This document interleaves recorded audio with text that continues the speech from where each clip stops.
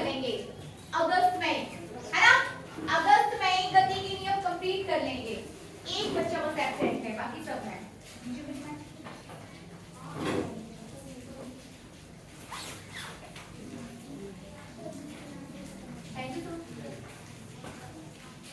ठीक है, तो 10 दिन अपन गति के नियम के लिए दे देंगे और दूसरे वाले 10 दिन अपने पास क्या हो जाएगा, मतलब 10 सितंबर तक कोशिश करेंगे हम 10 सितंबर या 8 सितंबर तक जो है त्रैमासिक परीक्षा का जो सिलेबस है उसे कंप्लीट कर लें। उसके बाद और अपने पास 5 दिन रहेंगे, तो हर एक 5 दिन में अपन उसको रिवाइज कर लेंगे। एक दिन के लिए एक चैप्टर, एक दिन के लिए एक चैप्टर, ठीक है ना? तो परीक्षा स्टार्ट होने के कम से कम 6 दिन पहले तक या एक हफ्ते पहले तक अपना जो है सिलेबस कंप्लीट हो जाना चाहिए। तो जो एक हफ्ता अपने पास मिलेगा ना, उस एक हफ्ते में हम रिवीजन करेंगे रोज एक चैप्टर का। फिर आप अपने डाउट लेके आइएगा, उसको अपन डिस्कस किया करेंगे, उसको सॉल्व किया करेंगे, ठीक है ना? तो इस चैप्टर का समतल में गति, इस चैप्टर से आपके पास जो नेक्स्ट टॉपिक है वो है circular motion, uniform circular motion या एक समान वृत्तीय गति, ठीक है ना?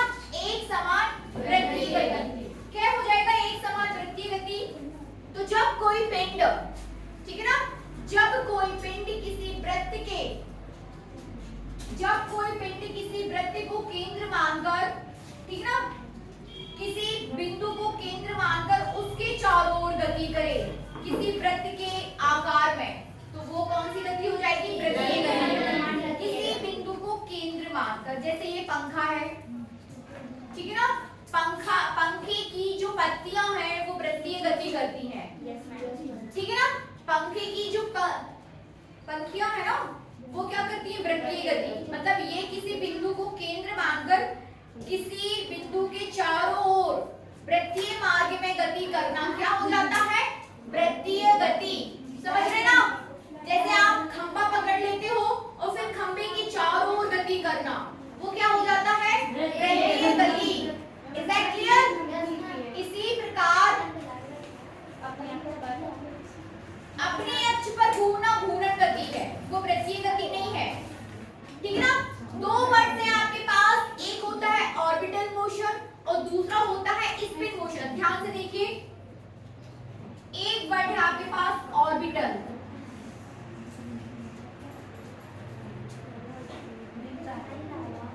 एक वर्ड है आपके पास, प्लीज बात मत करिए, एक शब्द है आपके पास ऑर्बिटल मोशन और दूसरा होता है स्पिन मोशन, ठीक है ना? ऑर्बिटल किसी कक्षा के चारों ओर किसी कक्षीय मार्ग में गति करना, ऑर्बिटल मोशन इस तरीके से होना ना, और उसी बिंदु पर चारों ओर घूम जाना। जैसे ये चौक है, इस चौक को मैंने इस तरीके से चारों ओर घूम रही है, वो है स्पिन मोशन या घूर्णन। समझ रहे हैं? किसी बिंदु पर, उसी बिंदु पर आप चारों तरफ घूम रहे हैं, वो स्पिन है, लेकिन किसी के चारों ओर घूम रहे हैं, वो क्या है? ऑर्बिटल मोशन, ठीक है ना? कक्षीय गति या फिर एक समान वृत्तीय गति। तो एक समान वृत्तीय गति में फिर से वही कि किसी बिंदु को केंद्र मानकर उसके चारों तरफ वृत्तीय मार्ग में गति करना वृत्तीय गति कहलाता है। बनेगा?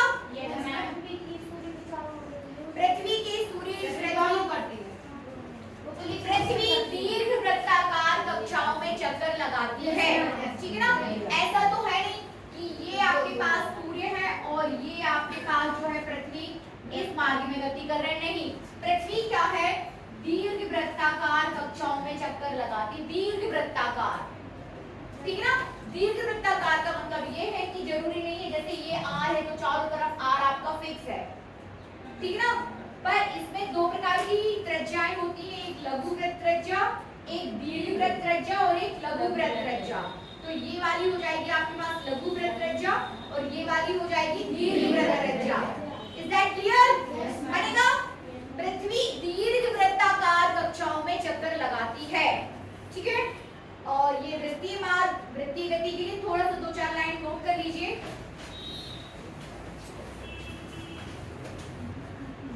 लिखिए, जब कोई कण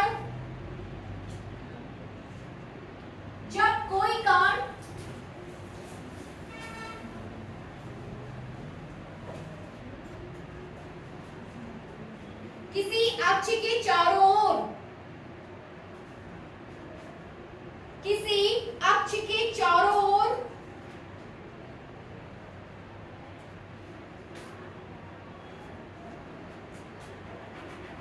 अथवा किसी निश्चित बिंदु को केंद्र मानकर, अथवा किसी निश्चित बिंदु को केंद्र मानकर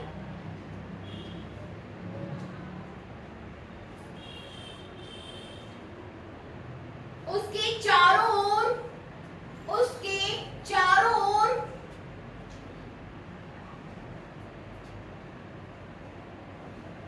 एक क्षैतिज वृत्ताकार मार्ग में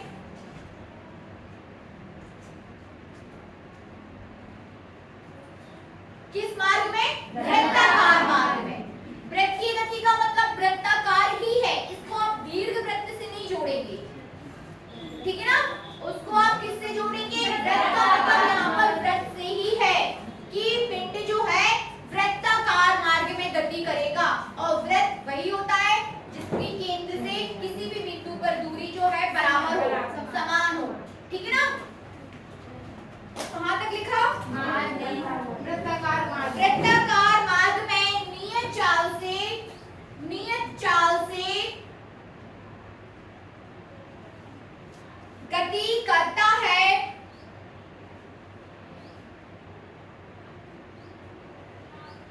तो उसकी गति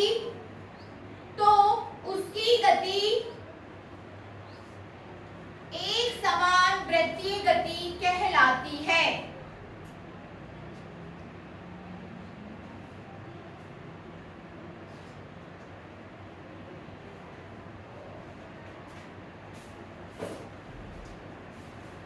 ठीक है ना? वृत्तीय गति करते समय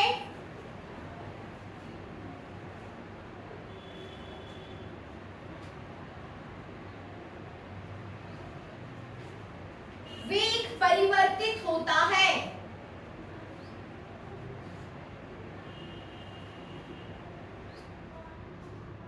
ठीक है ना? वेग परिवर्तित होता रहता है। जब भी पिंड किसी वृत्तीय मार्ग में गति करेगा तो उस गति के दौरान पिंड का जो वेग है वो परिवर्तित होता रहता है, ठीक है ना? एक छोटा सा चित्र बना लीजिए।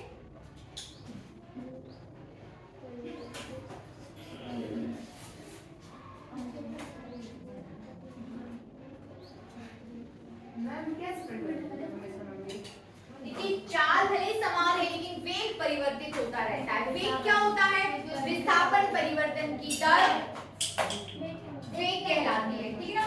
विस्थापन आपका जो है पिंड अभी समान यहाँ था, मतलब विस्थापन यदि समान नहीं है तो वेग परिवर्तित होता रहता है।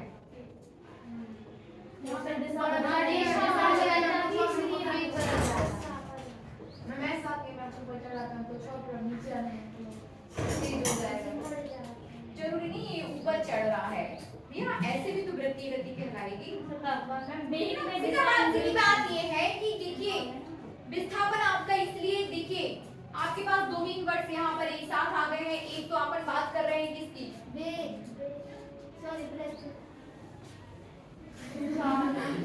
देखिए वृत्तीय गति आप डिस्कस कर रहे हो, इस पर आपने देखा कि चाल एक समान रहेगी। क्या रहेगी?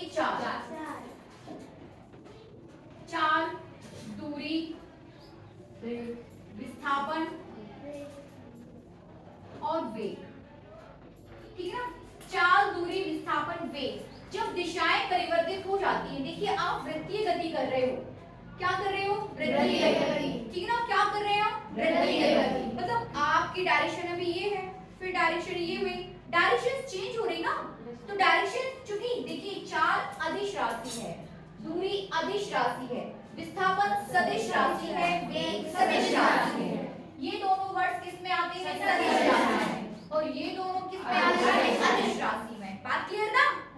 ठीक है? तो जब दिशाएं चेंज होती हैं तो इन दोनों पर तो फर्क पड़ेगा, लेकिन इन दोनों पर फर्क नहीं पड़ेगा। बात समझ में आ रही?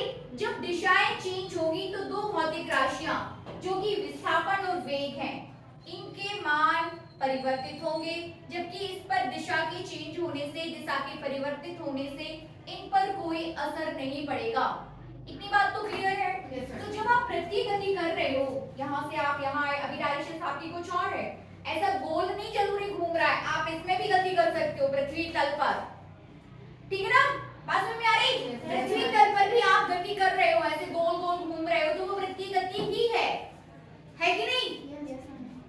तो जब आपकी दिशाएं ये आप यहाँ हो, फिर आपने फिर डायरेक्शन चेंज की, फिर डायरेक्शन चेंज की, डायरेक्शन चेंज करने से विस्थापन चेंज होगा, एक समान विस्थापन नहीं रहेगा, विस्थापन एक बराबर नहीं रहेगा, तो वेग भी परिवर्तित होता रहेगा, वेग परिवर्तित होगा तो त्वरण भी परिवर्तित होगा, ठीक है ना? तो इस प्रकार वेग जो है परिवर्तित होता रहता है, लेकिन चाल वही रहती है, सदिश और अदिश के कारण, सदिश और अदिश के कारण, ठीक है ना? सदिश और अदिश के कारण ही आप जो है वेग और चाल में यहाँ पे दोनों को डिफरेंशिएट करोगे। सदिश और अदिश को समझने के बाद ही आप ये बता पाओगे कि वेग क्यों परिवर्तित हो रहा है, चाल क्यों परिवर्तित नहीं हो रही है, ठीक है ना? तो इस प्रकार ये जो हो जाएगा, आपने लिखा ना कि वेग जो है परिवर्तित होता रहता है, अर्थात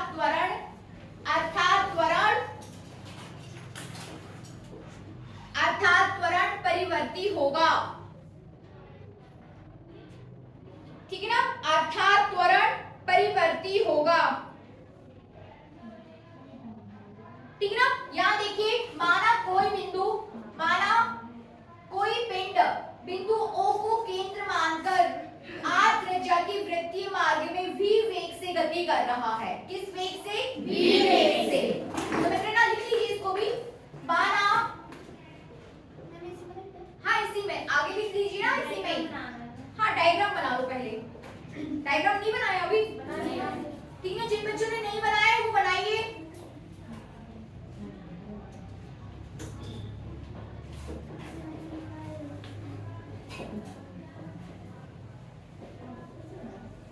नहीं बना रही, वही अपना डायग्राम, नहीं इधर कुछ लिखना पड़ेगा। लिखिए, माना एक कण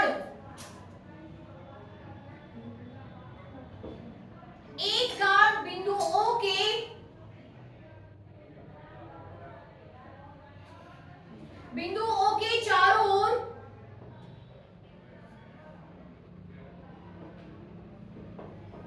r त्रिज्या के वृत्तीय मार्ग में, r त्रिज्या के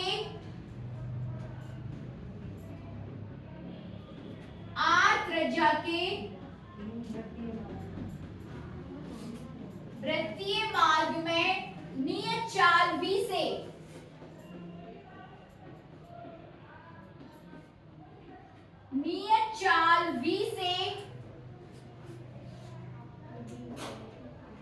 गति कर रहा है,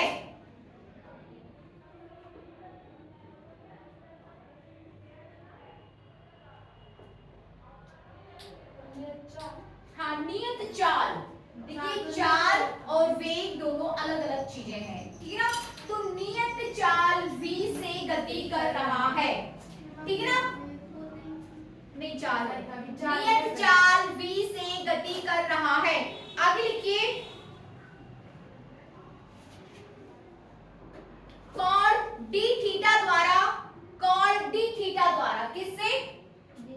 कोण d डेल थीटा द्वारा, डेल d थीटा भी लिख सकते हैं, विस्थापन है, कोई विस्थापन डेल लिख लो, d थीटा में कोई दिक्कत नहीं। तो कोण डेल थीटा द्वारा किसी क्षण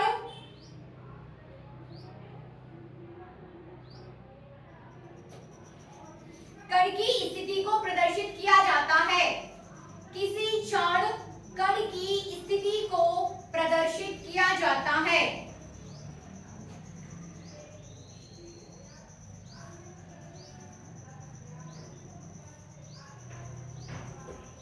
ठीक ना? किस तरीके से?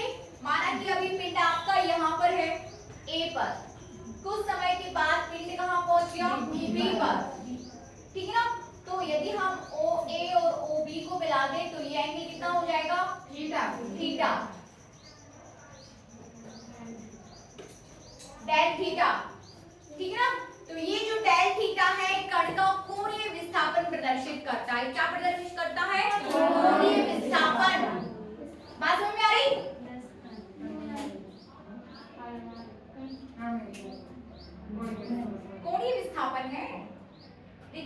देखिए, जैसे अभी आप यहाँ पर हो, थोड़े समय बाद आप यहाँ पर हो, ठीक है ना।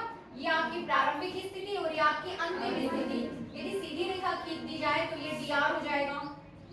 ये आपका रेखीय विस्थापन है। क्या है? रेखीय विस्थापन। मतलब आपने उसी दिशा में विस्थापित हुए, ठीक ना। ये हो जाएगा आपका रेखीय विस्थापन। इसका मतलब है कि आप उसी दिशा में आपने अपनी स्थिति को चेंज किया, तो ये रेखीय विस्थापन हो जाएगा, ठीक है। फिर यदि आपसे बात की जाए कि अभी आप जो है यहाँ पर है, ठीक ना, और इसके बाद आप विस्थापित हो गए इस बिंदु पर, तो किसी बिंदु के अंग्रिश ही आप विस्थापित हो गए, किसी को रेफरेंस लेकर ही आप विस्थापित हो गए। यदि इस बिंदु को इससे और इससे मिला दिया जाए तो आप कितने एंगल पर विस्थापित हो गए, ठीक ना। अभी मैं यहाँ हूँ, फिर मैं यहाँ हूँ, तो आप कितने एंगल पर विस्थापित हो गए। तो एंगल भी एक प्रकार का विस्थापन को प्रदर्शित करता है और वो हो जाएगा कोणीय विस्थापन, ठीक है ना। ये हो जाएगा आपका त्रिज्यीय विस्थापन या रेखीय विस्थापन। ये वाला क्या कहलाएगा? रेखीय विस्थापन। और ये विस्थापन कोणीय विस्थापन, ठीक है ना। क्या हो जाएगा? कोणीय विस्थापन, ठीक है ना। तो tan थीटा कोणीय विस्थापन को प्रदर्शित करता है। क्या कहाँ तक लिख लिया आपने?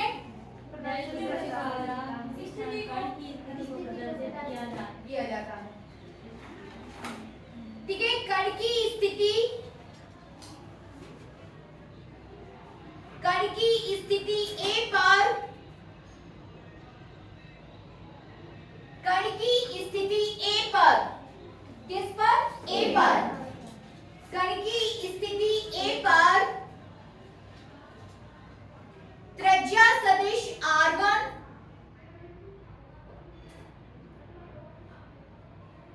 त्रिज्या सदिश R1 तथा कण की स्थिति B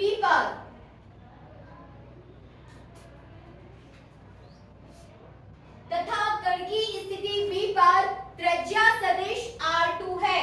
क्या है? R2। ये हो जाएगा आपका R1, ये हो जाएगा R2। त्रिज्या सदिश, त्रिज्या सदिश स्थिति सदिश ही है एक प्रकार का, ठीक है ना। अभी आप यहाँ पर थे तो बिंदु O से आपका स्थिति सदिश R1 हुआ। फिर थोड़े समय के बाद चूंकि आप गति कर रहे हो तो आपकी स्थिति क्या होगी? चेंज होती जाएगी, ठीक है ना। तो दूसरे स्थिति आपकी क्या हो जाएगी? P, और उसकी त्रिज्या सदिश क्या हो जाएगा? R2। तो R1 R2 में आपको कोई कंफ्यूजन तो नहीं है? ठीक है ना। R1 त्रिज्या सदिश, R2 भी त्रिज्या सदिश। R1 बिंदु A पर त्रिज्या सदिश, R2 बिंदु B पर त्रिज्या सदिश, ठीक है। आगे लिखिए, किसी भी क्षण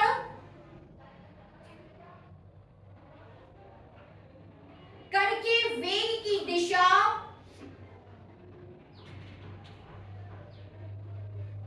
उस क्षण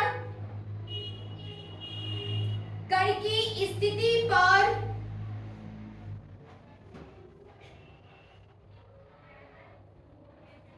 खींची गई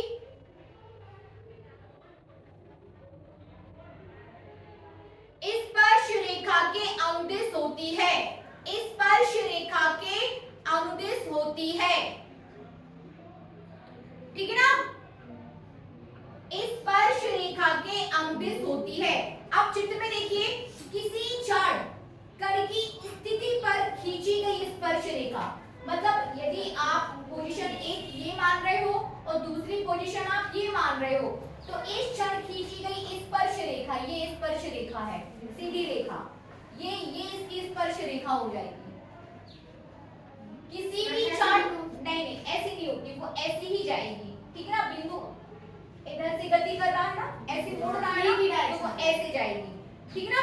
तो किसी क्षण खींची गई स्पर्श रेखा, उसकी जो स्पर्श रेखा की दिशा है वो वेग की दिशा हो जाएगी। किसी क्षण खींची गई स्पर्श रेखा उस क्षण वस्तु के वेग की दिशा को प्रदर्शित करता है। लिख लिया ना? हाँ, अनुदिश होगी, ये तो लिख लिया ना। क्या लिखा आपने लास्ट? अनुदिश होती है, ठीक है ना, वही है आयुषी, अनुदिश होती है। किसी क्षण, किसी भी क्षण कण की स्थिति पर खींचा गया स्पर्श रेखा उस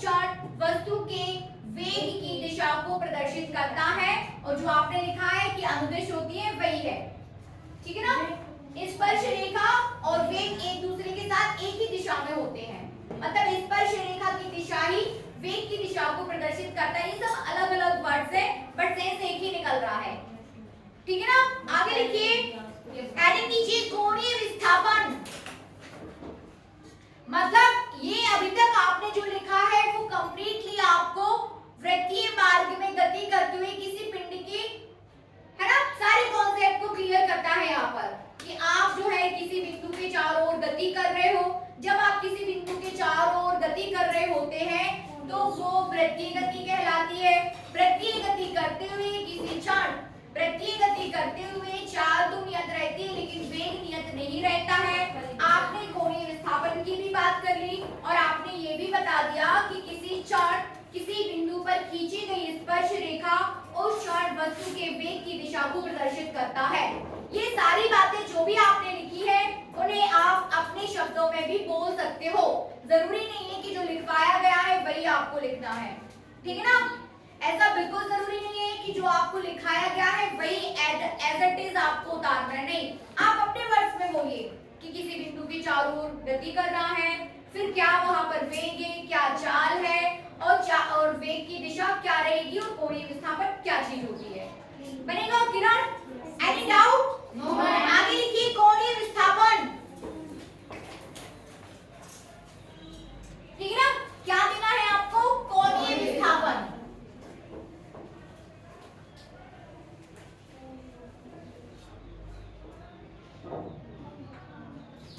कोणीय विस्थापन वैसे आप समझ तो गए होंगे बट इसको थोड़ा सा मैथमेटिकली और समझ लेते हैं कि कोणीय विस्थापन क्या होगा। कोण बराबर क्या होता है?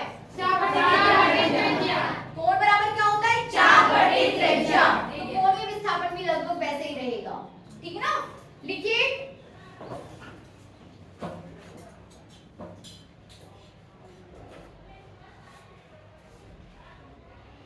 वृत्तीय गति में कण द्वारा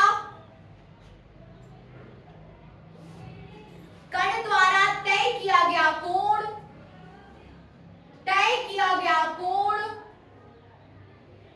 कोणीय विस्थापन कहलाता है, ठीक है ना।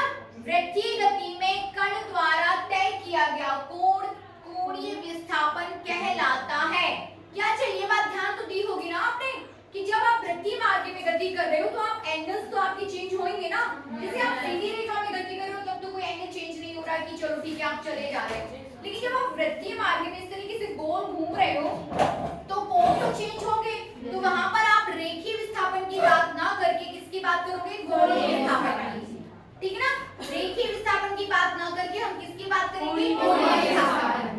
तो वृत्तीय मार्ग में कण द्वारा तय किया गया कोण कोणीय विस्थापन कहलाता है। आगे लिखिए, अतः कोणीय विस्थापन वह कोण है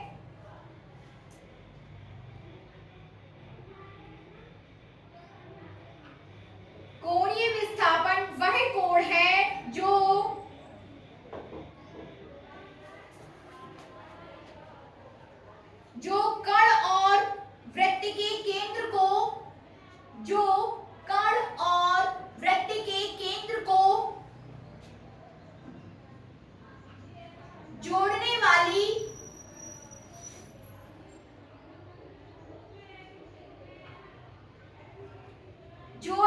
रेखा किसी निश्चित रेखा से बनाती है, ठीक है ना। जोड़ने वाली रेखा किसी निश्चित रेखा से बनाती है, कण और वृत्त को जोड़ने वाली रेखा किसी निश्चित उसके साथ बनाती है, तो वो हो जाएगा आपका कोणीय विस्थापन। रेखा से बनाती है।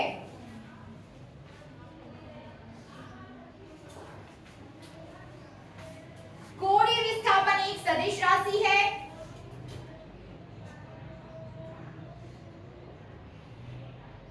जिसका मात्रक रेडियन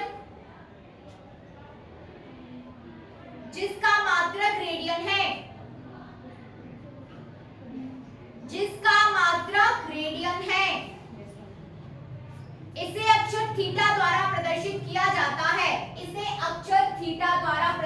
किया जाता है। किसके द्वारा? थीटा द्वारा। मतलब कोणीय विस्थापन को आप थीटा से डिनोट कर रहे हो। ये एक सदिश राशि है। इसका मात्रक रेडियन है। इसका मात्रक जो है वो रेडियन है। इसका मात्रक क्या हो जाएगा? रेडियन। और ये एक विमाहीन राशि है। ये चार चीजें आप याद रखिए। कैसी राशि है? विमाहीन। ठीक है ना? वेक्टर क्वांटिटी, रेडियन और विमाहीन। बातचीत नहीं, विमाहीन। It means and zero. English में क्या बोलते हैं? विमा को क्या बोलते हैं? विमा। मैम विमा। हाँ, नहीं डायमेंशन। डायमेंशन। तो ये डायमेंशन लेस राशि है। कैसी राशि है?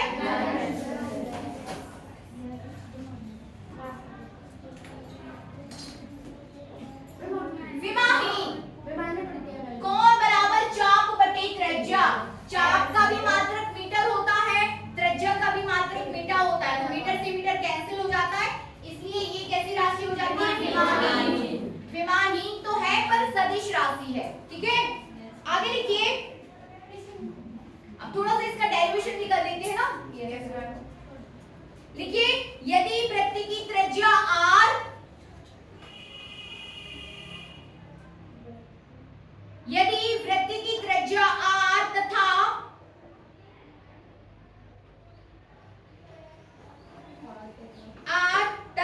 पिंड द्वारा a से b तक,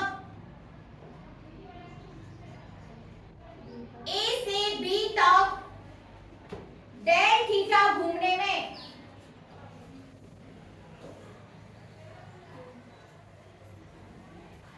वृत्त की त्रिज्या क्या है?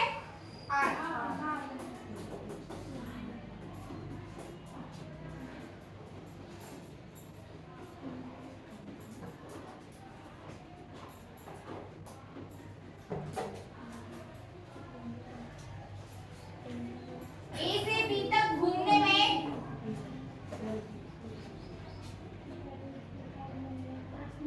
रेखीय विस्थापन AB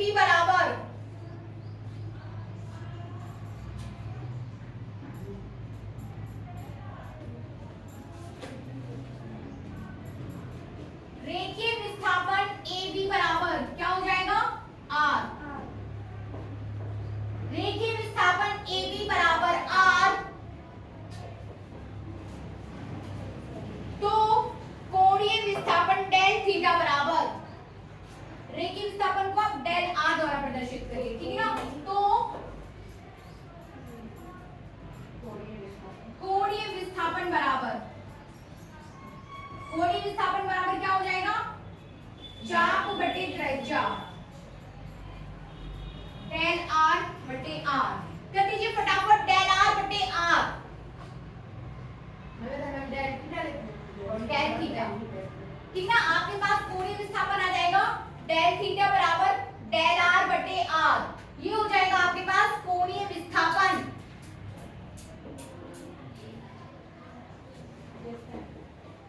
ठीक है ना? आगे लिखिए डेल R बराबर हो जाएगा डेल थीटा गुणा R। रेखीय विस्थापन बराबर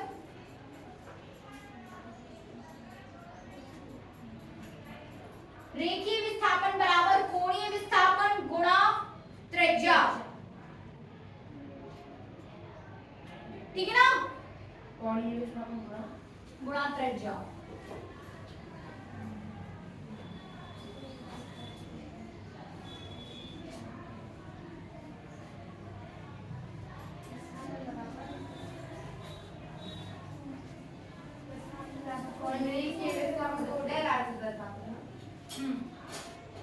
यहाँ देखिए आपके पास आया है फाइनली डेल थीटा बराबर डेल R अपॉन R। तो आप डेल R इक्वल्स टू क्या लिख सकते हो? डेल थीटा गुणा R। इसका मतलब है डेल R आपके पास क्या है? रेखीय विस्थापन।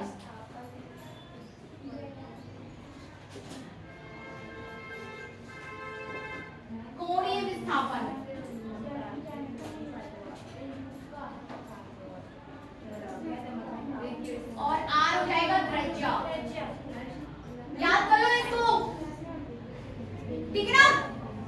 रेखीय विस्थापन बराबर कोणीय विस्थापन गुणा त्रिज्या। अब हम देखेंगे कोणीय वेग, फटाफट देखिए कोणीय वेग साफ कर दूं। Yes ma'am. कोणीय वेग जल्दी जल्दी करिए, इसको कंप्लीट कर लेंगे अपन फटाफट। कोणीय वेग,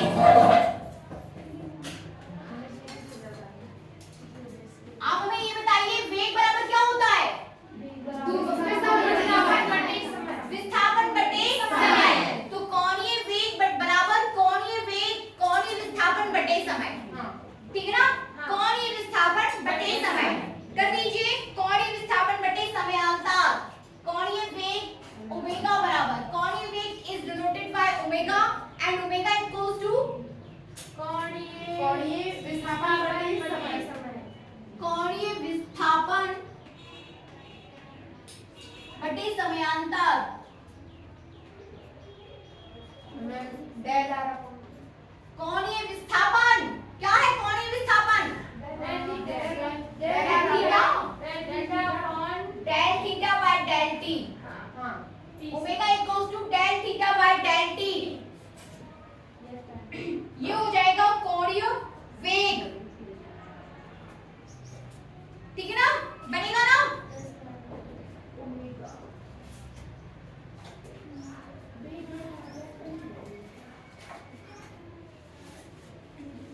omega equals to del theta upon del t. आगे लिखिए आवर्तकाल, इसी में ही आवर्तकाल, ये साफ कर दूं। Yes ma'am. आवर्तकाल लिखिए।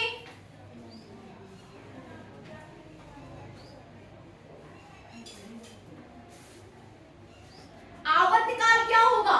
एक चक्कर कंप्लीट करने में लगा समय। मतलब आप यहां से चलना स्टार्ट किया आपने, वापस आप पूरा करने के बाद फिर यहीं आए, तो एक चक्कर कंप्लीट करने में या एक सर्कल कंप्लीट करने में जितना समय लगेगा वो क्या कहलाएगा? आवर्तकाल।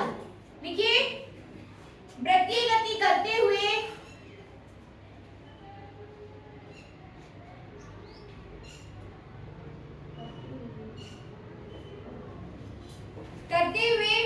कण द्वारा एक पूर्ण चक्कर लगाने में, कण द्वारा एक पूर्ण चक्कर लगाने में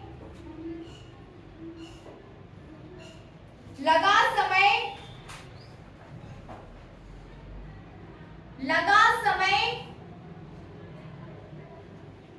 कण का आवर्तकाल कहलाता है।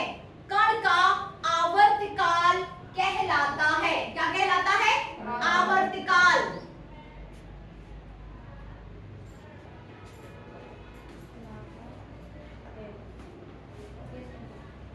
आवर्तकाल का मात्रक, आवर्तकाल को कैपिटल टी द्वारा प्रदर्शित किया जाता है। किसके द्वारा? कैपिटल टी द्वारा। और इसका मात्रक क्या हो जाएगा? सेकंड ही रहेगा। समय है, क्या है आवर्तकाल? समय है, तो समय का मात्रक सेकंड, ठीक ना? इसका मात्रक सेकंड है। यानी कि एक चक्कर पूर्ण करने में लगा समय कितना? एक चक्कर। यानी कि 4 बराबर क्या होती है? दूरी बटे समय। 4 बराबर दूरी बटे समय और वेग बराबर वेग बराबर विस्थापन बटे समय, ठीक है ना? समय बराबर क्या हो जाएगा? समय बराबर जल्दी बताओ।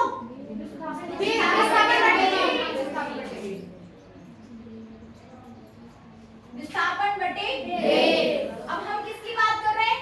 हम बात कर रहे हैं आवर्तकाल की। आवर्तकाल की परिभाषा क्या है? एक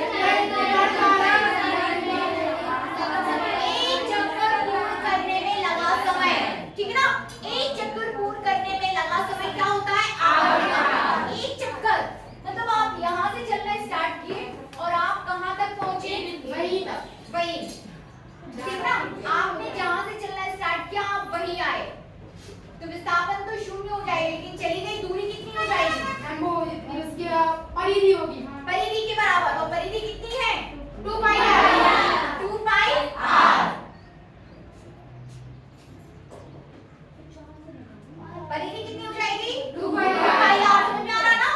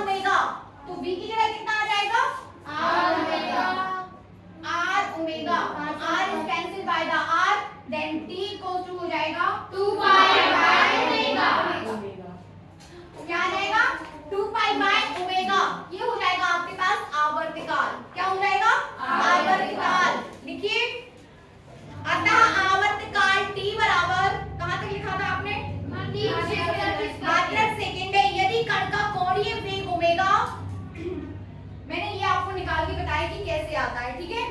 यदि कण का कोणीय वेग ओमेगा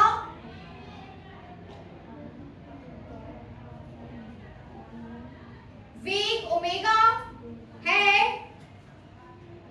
तो एक चक्कर पूर्ण करने में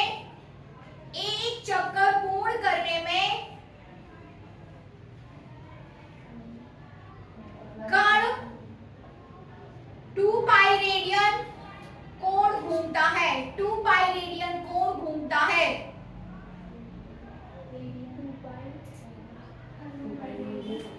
कोण घूमता है।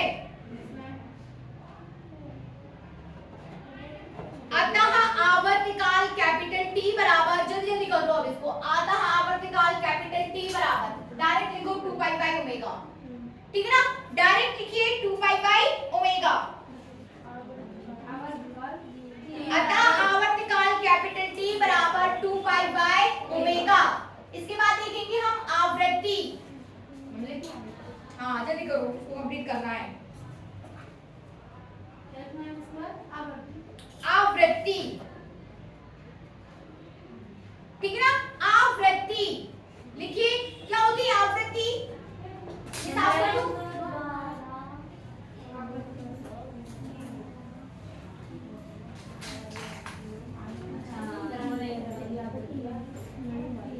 आवृत्ति क्या हो जाएगी? आवृत्ति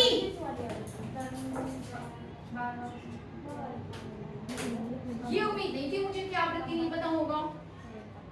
एक सेकंड में चक्रों की संख्या आवृत्ति होती है, ठीक है ना। एक सेकंड में आपको हमने 1 सेकंड दिया, अब आप घूमने लगे, आप जितना घूम जाओगे, एक चक्कर, 2 चक्कर, फिर ये तीसरा चक्कर, फिर 1 सेकंड खत्म हो गया तो 4 चक्कर, मतलब 4 आपकी आवृत्ति हो गई, ठीक है ना।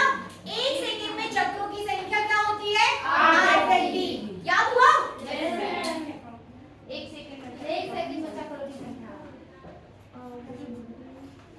1 सेकंड में चक्रों की संख्या आवृत्ति होती है, लिखते रहना आप लोग, इसको समझ लो बस। 1 सेकंड में चक्रों की संख्या आवृत्ति समझ लो, बाद में लिख लेना, मैं भेज दूंगी, ठीक है। समय थोड़ा सा हो रहा है, मुझे इसको कंप्लीट करना है, इसके बाद फिर अपन कल से नया चैप्टर ही स्टार्ट करेंगे। तो 1 सेकंड में चक्रों की संख्या क्या हो जाती है? आवृत्ति। आवृत्ति जो है आवर्तकाल का अपोजिट होता है। 1 सेकंड में एक चक्कर करने में लगा समय आवर्तकाल, और एक चक्कर कंप्लीट करने में लगा समय आवर्तकाल, और 1 सेकंड में जितने चक्कर आप पूर्ण कर रहे हो उनकी संख्या। आवृत्ति क्या संख्या को प्रदर्शित करती है और आवर्तकाल समय को, ठीक है ना। आवृत्ति किसको प्रदर्शित करती है? संख्या को, और आवर्तकाल समय को। टी आवर्तकाल है तो n क्या हो जाएगी? आवृत्ति। n बराबर हो जाता है 1/t, just opposite. n equals to 1/t, उसका व्युत्क्रम, ठीक है ना। तो n इक्वल्स टू, जब हमें पता है कि t इक्वल्स टू क्या होता है? 1/ओमेगा, तो n इक्वल्स टू क्या हो जाएगा? ओमेगा/2 n इक्वल्स टू ओमेगा/2 ये फॉर्मूला हम बार-बार यूज करते हैं कि omega equals to 2 pi n, जहां पर ओमेगा कोणीय वेग और n आवृत्ति है, ठीक है ना। ओमेगा क्या है? कोणीय वेग, और n क्या है? आवृत्ति। याद हुआ? Omega equals to 2 pi n या 2 पाई न्यू या 2 पाई f। अभी आप n ही सीखो, आवृत्ति को n से डिनोट किया जाता है, ठीक है ना। इसका मात्रा आवृत्ति का मात्रा, संख्या है भाई, संख्या। आवृत्ति को जो है हर्ट्ज नामक वैज्ञानिक ने इस पे काम किया। किसने काम किया? हर्ट्ज नामक वैज्ञानिक ने, इसलिए इसका मात्रक क्या हो जाता है? हर्ट्ज। आगे देखते हैं कोणीय वेग तथा रेखीय वेग में संबंध। मैं समझा दे रही हूँ, आप लोग करते रहना, मैं साफ कर रही हूँ, बात लिख लेना, मैं भेज दूंगी।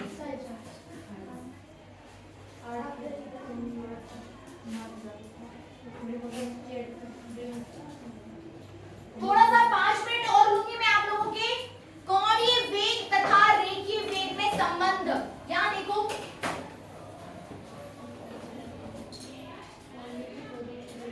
कोणीय वेग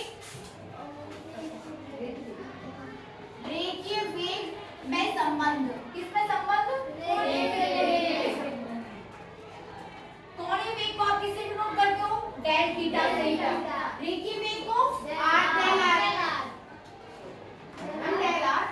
डेल आर तो वेग थोड़ी है डेल आर तो विस्थापन है ना, रेखीय विस्थापन कोणीय वेग को ओमेगा से प्रूव करते हैं और किससे ओमेगा से और इसको v से, ठीक है ना, इसको ओमेगा से और इसको v से। सो v बराबर r ओमेगा क्या होता है, v बराबर r ओमेगा, ठीक है ना, यही संबंध है v बराबर r ओमेगा, यही दोनों में संबंध है। जहाँ पे आर क्या होगा, जहां पर r त्रिज्या है, त्रिज्या कोणीय वेग, हाँ त्रिज्या गुणा कोणीय वेग, रेखीय वेग बराबर त्रिज्या गुणा कोणीय वेग। जैसे मैं रेखीय विस्थापन बराबर था कोणीय विस्थापन पर त्रिज्या, ऐसे में v बराबर r ओमेगा। देखो दो तीन चीजें आज आपने यहाँ देखी, v बराबर r omega, t equals to 2 pi by omega, फिर आपने डेल थीटा देखा, डेल थीटा इक्वल्स टू ये कोणीय विस्थापन है, तो कोणीय विस्थापन में डेल r अपॉन r जहां बटे त्रिज्या। किरण समझ में आ रहा है ना, कोणीय विस्थापन बटे कोणीय ये 4 बटे त्रिज्या हो जाएगा, t equals to 2 pi by omega, v बराबर r ओमेगा। फिर एक और चीज यदि आप यहाँ पे देखो कि कोणीय त्वरण, तो कोणीय वेग में परिवर्तन की दर कोणीय त्वरण हो जाएगी, ठीक है ना, कोणीय वेग में परिवर्तन की दर जैसे कोणीय त्वरण की अपन बात करें तो कोणीय वेग में परिवर्तन की दर मतलब del omega upon del t, कोणीय वेग में परिवर्तन की दर कोणीय त्वरण कहलाती है, ठीक है ना, जिसे अल्फा द्वारा प्रदर्शित किया जाता है। जिस प्रकार रेखीय त्वरण को a द्वारा, उसी प्रकार कोणीय त्वरण को अल्फा द्वारा प्रदर्शित किया जाता है। कोणीय वेग में परिवर्तन की दर कोणीय त्वरण, रेखीय त्वरण को a और अल्फा को कोणीय त्वरण 5 मिनट यहाँ देखो,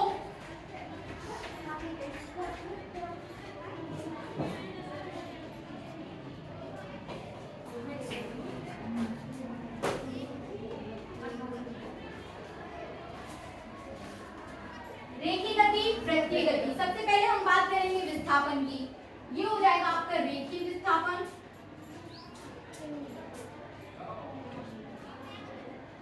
तो ये हो जाएगा कोणीय विस्थापन। इसमें जब पिंड वृत्तीय गति या कोणीय गति कर रहा है तब यहाँ पर आप रेखीय विस्थापन की बात करोगे तो वहां पर कोणीय विस्थापन की बात करोगे। यदि ये डेल r द्वारा प्रदर्शित किया जाता है तो ये डेल थीटा द्वारा प्रदर्शित किया जाता है, ठीक ना। फिर यदि हम बात करें कोणीय, यहाँ पर आप बात करोगे रेखीय वेग की, किसकी, रेखीय वेग की, तो यहाँ पर किसकी बात करोगे, कोणीय वेग की, किसकी बात करोगे, कोणीय वेग की, कोणीय वेग की। आपका रेखीय वेग डेल v द्वारा प्रदर्शित किया जाता है या v द्वारा, ठीक है ना, किसके द्वारा, v द्वारा, तो यहाँ पर ये ओमेगा के द्वारा प्रदर्शित किया जाता है, किसके द्वारा, ओमेगा के द्वारा, आ जाएगा, ठीक है ना। फिर यदि यहाँ पर हम बात करें कोणीय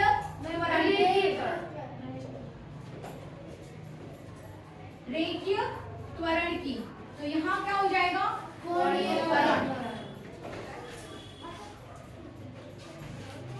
ये कोणीय त्वरण जो है यहाँ पर a द्वारा प्रदर्शित किया जाता है, तो यहाँ पर अल्फा द्वारा, यहाँ पर a द्वारा, तो यहाँ पर अल्फा द्वारा। समझ में आ रहा?